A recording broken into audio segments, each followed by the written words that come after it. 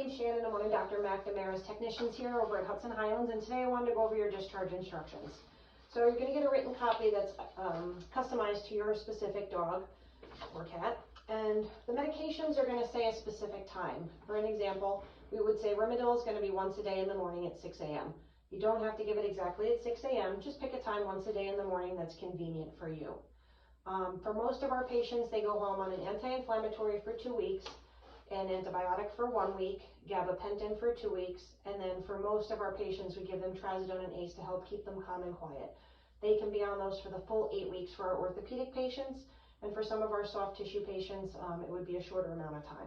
But we can refill those for the entire 8-week recovery on our orthopedic patients, and we encourage you to do so.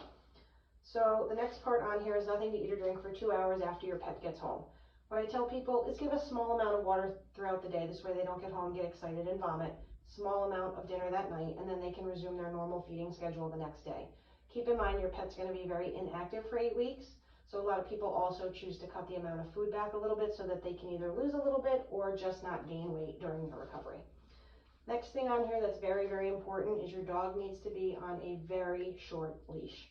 And what I mean is walking right at your side, not out front doing this, not pulling. Very slow. The slower you walk with them, the better they will use their leg. It's easier for these dogs to hold their leg up and hop than it is for them to actually use it. So walk super slow. All right. You're going to avoid stairs and slippery surfaces. And if you need to do stairs because your dog is so big you can't carry it, we ask that you put something under their hind end like a towel or a winter scarf just to help bear their weight on the stairs. We also don't want them to slip and fall. You're also going to use this exact same technique on any slippery surfaces like tile or hardwood. We don't want your dog's legs to splay out or for them to fall at all. Your dog's going to go home with an e-collar, right, the big cone. We do want them to wear this for 24 hours a day, 10 to 14 days. We all know they're a pain in the neck and we hate them, all right, but it really is very necessary so that they leave their incisions alone. There's no way anybody can possibly be with their pet 24/7, okay? The other problem is a lot of these animals that lick or chew their incision, then they need to wear the cone longer. So let's try to just get through the 10 to 14 days, and then once we see the incision, we'll be able to advise you at that point whether it can come off.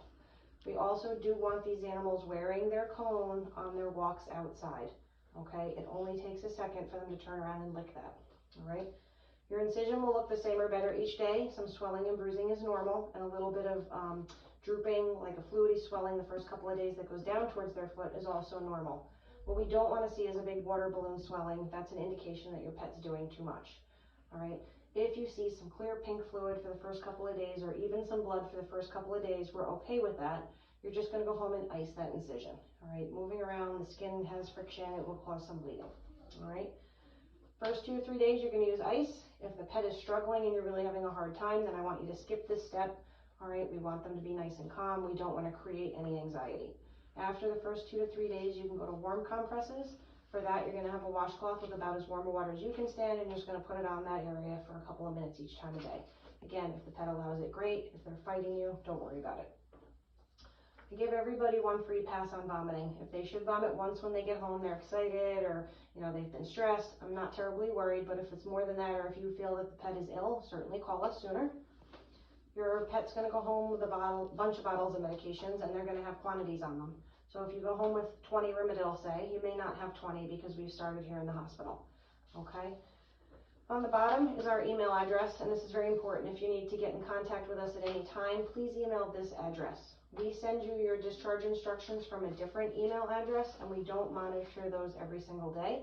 So if you have a question or a concern or when you're sending your pictures, you're going to send it to the email address on the bottom here, which is hhvmgsurgery@gmail.com. Once we get that email, one of us will either call or email you back. And if you have any questions at that point, we're happy to go over it with you. There's also going to be a blue sheet that's included in your emailed copy, and I give this to you at your consult. And this is just some frequently asked questions. And probably the most frequently asked question we get is, should my pet still be limping? And the answer is yes. Your pet's going to be limping up into their 8-week recovery time and potentially another 1 to 2 months after that. Until we get that repair healed and their muscle mass back, they are going to be lame. All right, so it's a very, very common question, and we do expect it. What we want to see is changes, severe changes, right? My pet was using their leg fine for a couple of days, and now they're not using it at all. That I would certainly give us a call so we can talk you through and see if we can figure out how they're doing. We also do expect them to be more lame at the 14-day mark when you have finished your gabapentin and your Rimadyl, if that's the anti-inflammatory that we've sent you home with. Sometimes we use Galliprant, but usually it's Rimadyl. They will be more lame for a couple of days, and then over the next couple of days after that, you should notice an improvement, okay?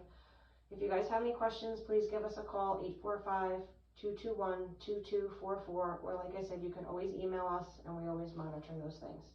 I hope this helps, and if you have any other questions, give me a shout. Thanks. Bye.